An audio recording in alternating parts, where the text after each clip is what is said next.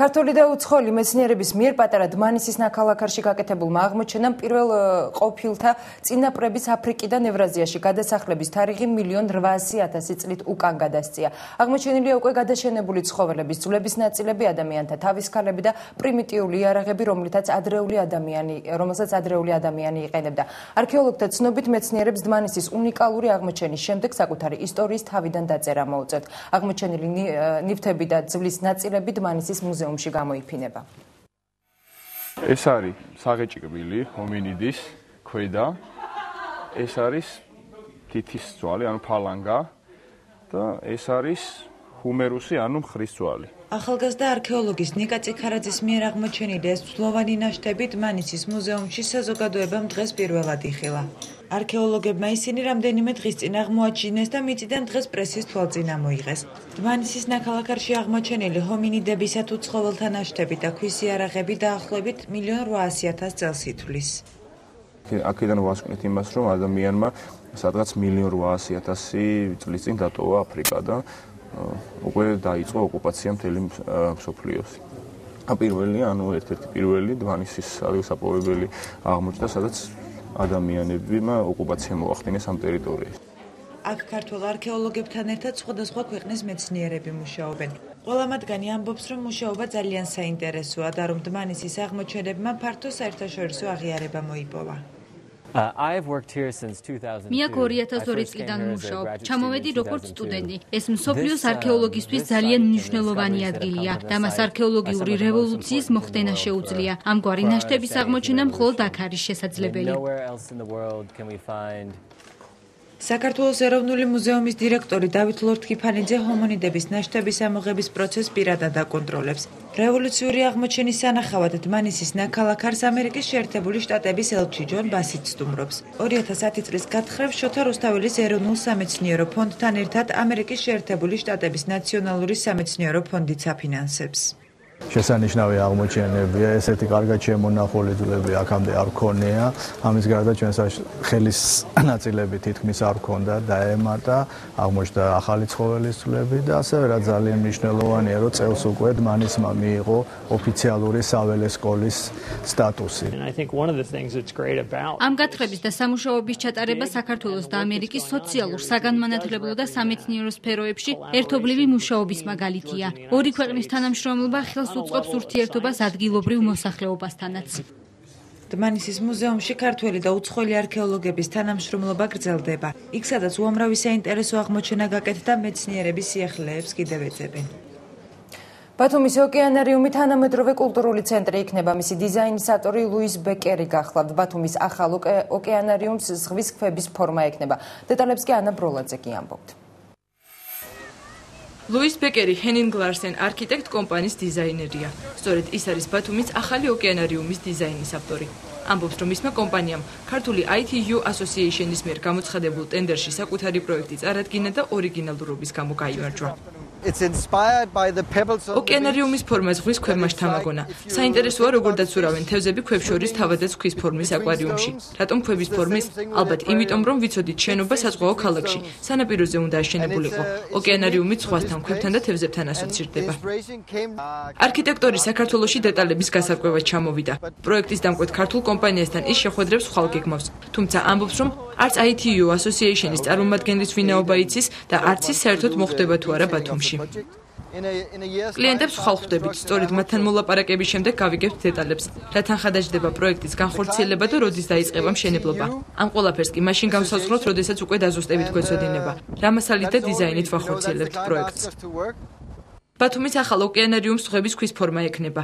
ის სანაპიროზე ბათუმის პორტში აშენდება და მისი მკვეთრი დიზაინი როგორც ზღვიდან, ისე სანაპიროდანაც თვალშისაცემი იქნება. კონსტრუქციის 4 ქვა სხვადასხვა ზღვის უნიკალურ ტიპს წარმოადგენს და ხმელთაშუა, შავი და წითელი, ეგეოსის ზღვისა და ინდოეთის ოკეანის განსახიერება იქნება. 4 ცენტრალი ერთმანეთს საერთოდ ერეფრით დაუკავშირდება, რომელშიც კაფეები, მაყურებელთა დარბაზი და სავაჭრო დაწესებულებები განთავსდება. აკვარიუმში მისულ დამთვალიერებელს საშუალება ექნება შენობაში განთავსებულ გასართობ, საგანმანათლებლო და საგამოფენო ცენტრებს ესტუმროს, დაისვენოს მირთვას და თან აკვარიუმში მისვლის მთავარ მიზანს, გარემოს დათვალიერებას არ მოწყდეს.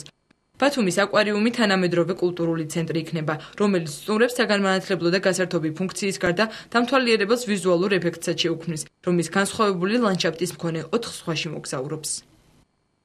ყოველდღიური მოხმარების საკვები პროდუქტების ფასი დღითიდღე მატულობს. ბოლო 1 კვირის განმავლობაში საგრძნობლად გაძვირდა ბოსტნეული და ხილი. მოვაჭრეთა ერთი ნაწილი ფასის ზრდას გარევაჭრობის აკრძალვას უკავშირებს, მეორე ნაწილი მიზეზად პროდუქტის დეფიციტს ასახელებს. რატომ მიზრდება ფასები ყოველდღიური მოხმარების საკვებზე, რას ამბობენ მოვაჭრეები და თავად მომხმარებლები, შორენა ხვიჩას რეპორტაჟიდან შეიტყვით.